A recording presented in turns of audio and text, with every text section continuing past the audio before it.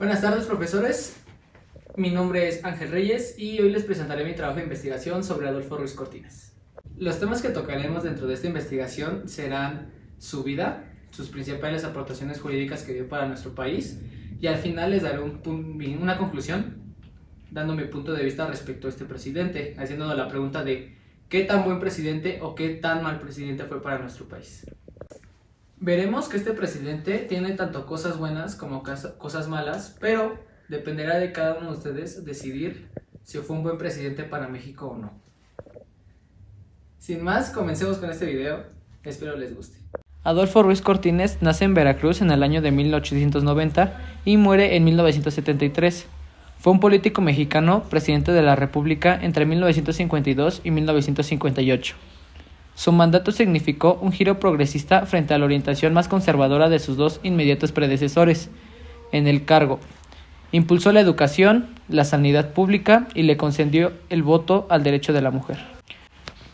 Fue un hijo de un agente aduanal que murió antes de su nacimiento. Fue criado por su hermana y madre con la ayuda de su abuelo y de sus tíos. Debía sus pocos años de estudio a la escuela amiga, a un colegio jesuita y al Instituto Veracruzano, donde aprendió contabilidad y sociología. Fue ayudante de contador en una empresa comercial en Veracruz. En 1913 apoyó como civil a la Revolución Mexicana y la lucha contra el dictador Victoriano Huerta. Estuvo bajo las órdenes de Alfredo Robles Domínguez, quien le encargó una misión protagonística entre las tropas federales de la Ciudad de México. Al triunfo de la Revolución Constitucionalista en 1914, figuró como colaborador de los gobernadores del Distrito Federal, Robles Domínguez y Heriberto Jara. A los 22 años se instaló en la Ciudad de México, donde hizo amistad con el ingeniero Alfredo Robles Domínguez. Cuando el presidente Francisco I. Madero fue asesinado en febrero de 1913, ambos se unieron para luchar contra Victoriano Huerta. En agosto de 1914, Robles Domínguez fue nombrado gobernador del Distrito Federal por el Ejército Constitucionalista y Ruiz Cortines permaneció a su lado para ayudarle en labores administrativas, tarea que prosiguió más tarde junto con el general Heriberto Jara. Al triunfar el constitucionalismo, ocupó varios cargos públicos y en 1920 apoyó la sublevación de Agua Prieta. En 1944, Ruiz Cortines fue elegido gobernador de Veracruz. 2 años más tarde, el 30 de junio de 1946, asumió la Secretaría de Gobernación en el gabinete de Miguel Alemán, que abandonó en 1951 para emprender su propia campaña presidencial como candidato del Partido Revolucionario Industrial. Resultó elegido y asumió la presidencia el 1 de diciembre de 1952. Adolfo Ruiz Cortines tuvo que enfrentarse a una división de grupos de poder, cristalizada en la disidencia de Enríquez Guzmán y a la impopularidad ocasionada por el gobierno alemanista.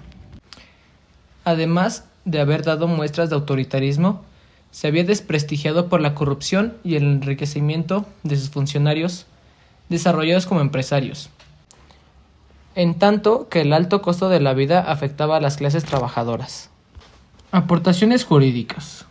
Ruiz Cortines trató de implantar mejoras sociales y su política se inclinó por la austeridad. Llevó a cabo además una campaña de moralización para contrarrestar la corrupción del sexenio anterior. Una de sus primeras medidas fue una reforma a la Constitución para otorgar a la mujer derechos políticos. Así se concedió el voto femenino por primera vez en la historia del país. El derecho al voto de la mujer en México se comenzó el 12 de febrero de 1947, con la publicación en el Diario Oficial de la Federación del derecho de adición al artículo 115, para permitirles la participación como votantes y como candidatas, quedando establecido que, en las elecciones municipales, participarán las mujeres, en igualdad de condiciones con los varones, con el derecho de votar y ser votadas. Sin embargo, fue el 3 de julio de 1955 cuando las mujeres en México sufragaron por primera vez en una elección federal. Lo anterior derivado de la promesa de la campaña que hiciera 2 años antes el entonces candidato presidencial, Adolfo Ruiz Cortines. Fue el 13 de octubre de 1953, una vez superado el trámite legislativo, el presidente Ruiz Cortines promulgó las reformas constitucionales para que las mexicanas gozaran de la ciudadanía plena. En las elecciones federales de 1955, las mujeres acudieron por primera vez a las urnas a emitir su voto. En esta ocasión se elegirían a diputados federales para la 18ª legislatura. Pese a la importancia que tenía este evento histórico, por ser el primer ejercicio de libertad de decisión de la mujer, la verdadera democratización de la ciudadanía tardó muchos años más en germinar, ya que la tradición estaba aún arraigada en nuestro país. El sufragio femenino significó el reconocimiento a la igualdad en la participación política. A partir de entonces ha continuado la lucha de las mujeres por sus derechos a participar con la toma de decisiones del país. También se modificó el artículo 28 para sancionar con severidad a los monopolios de trabajos de primera necesidad, con el fin de combatir la inflación y sanear las finanzas públicas. Se llevó a cabo con recorte en el gasto público. La política de control de comercio y austeridad dio lugar a que en 1953 los empresarios mexicanos, al sentirse descontentos, sacaran sus capitales del país.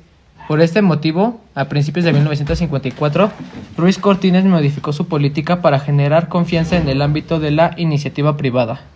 Durante el sexenio de Ruiz Cortines aumentó el control sobre los trabajadores. A su vez, hubo una intensa pugna entre los dirigentes obreros por el poder del movimiento organizado. Además, surgió un nuevo organismo obrero que agrupaba a varias centrales a favor del gobierno, pero que estaba en contra de la CTM. Esta nueva entidad se denominó Confederación Revolucionaria de Obreros y Campesinos, CROC. A través de la CNC, el gobierno consiguió apoyo para llevar a cabo sus programas agrarios. El PRI también constituyó un puntual inseparable del gobierno. En lo que respecta a los gobernadores, Ruiz Cortines encontró el modo de quitar a quienes no estaban de acuerdo con su ideario o quien era abiertamente alemanista. En 1954 se devaluó el peso mexicano frente al dólar. Esto disminuyó todavía más el poder adquisitivo de los trabajadores y hubo en el país una seria amenaza de huelga general, conjurada gracias a la oportuna intervención del secretario de Trabajo, Adolfo López Mateos. En 1955 se convocaron elecciones federales para los diputados y senadores y gobernadores de 7 estados. El PRI llegó a esta contienda muy fortalecido, pues se había incorporado a sus filas más de 1 millón de mujeres y los miembros de los sindicatos de burócratas. Además, ya no había divisiones en el seno del partido. Las abstenciones fue muy alta, de cerca del 70%. El triunfo para el partido oficial fue rotundo, a pesar de que en el Distrito Federal el 43% de los votos favorecieron al PAN. Durante 1958, el gobierno hubo de enfrentarse a varios movimientos sociales. El primero de ellos fue la invasión en varios estados del norte de la República de propiedades, muchas de ellas latifundios, por parte de campesinos sin tierra. El gobierno expropió algunos de estos terrenos y procedió al reparto agrario, con lo que controló el problema. También tuvo lugar un conflicto en la enseñanza, provocado por los grupos de docentes formados en el cardenismo, que tenían problemas en el sindicato oficial, y decidieron declararse en huelga como medio de presión. El movimiento fue reprimido con violencia por la fuerza militar y política, pero ante la condena de la opinión pública, el gobierno decidió negociar y concedió las mejoras salariales que demandaban los maestros disidentes. Surgió además otro conflicto en el gremio ferrocarrilero, que fue considerado muy peligroso para la estabilidad política nacional, dada la importancia de los trenes en la economía mexicana y las repercusiones que podrían tener el movimiento en otros sindicatos. Esta vez no hubo conciliación, y el conflicto se promulgó hasta el siguiente sexenio, en que se reprimió con violencia y fueron detenidos sus promotores. Las relaciones en Estados Unidos siguieron siendo cordiales. Gran cantidad de trabajadores mexicanos seguían emigrando. En 1958 se firmó un nuevo acuerdo según el cual Estados Unidos los contrataría en la frontera, con lo que se ahorraba el costo de transporte. y se comprometía a otorgar el seguro de desempleo. Por otra parte, para evitar el paso de ilegales, se intensificó la vigilancia con una operación conocida como Wetback y tuvo lugar una deportación masiva de indocumentados.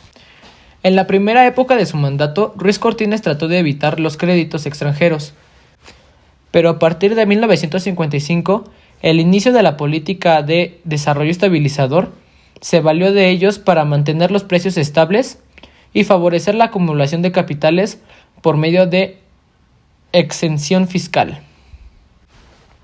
Era necesario impulsar el crecimiento económico y el desarrollo industrial.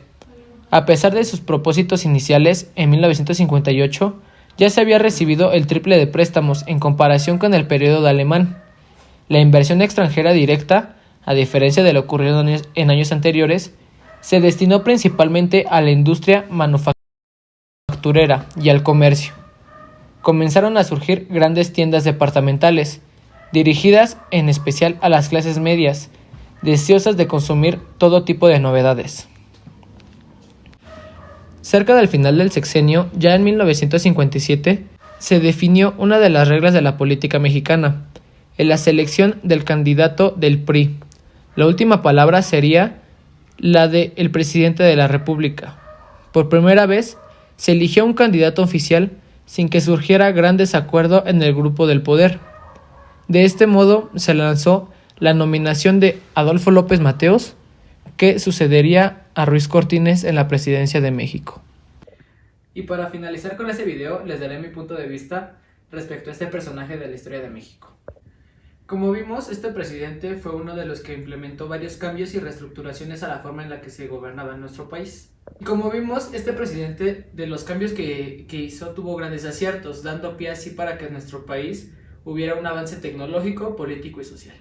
Por lo que me atrevo a decir que fácilmente este es uno de los pocos buenos presidentes que tuvo México, que si bien no dudo que haya hecho trabajos por debajo de la mesa, como se suele decir, al menos estos cambios fueron para el bien de la sociedad. Ejemplo de esto podemos ver que el voto para la mujer se dice, no nos consta ninguno de nosotros, pero fue hecho únicamente para que tuviera mayores votos. ¿Por qué? Sabemos que esto pudo haber sido con una doble intención, pero no le quitamos el mérito de que le haya dado el derecho a la mujer para votar y dando pie para que durante el transcurso del tiempo las mujeres pudieran pelear más sus derechos. Entonces, en conclusión, para mí, Adolfo Ruiz Cortines sí fue un buen presidente, sí hizo cambios para nuestro país y sí ayudó para que la sociedad en México creciera.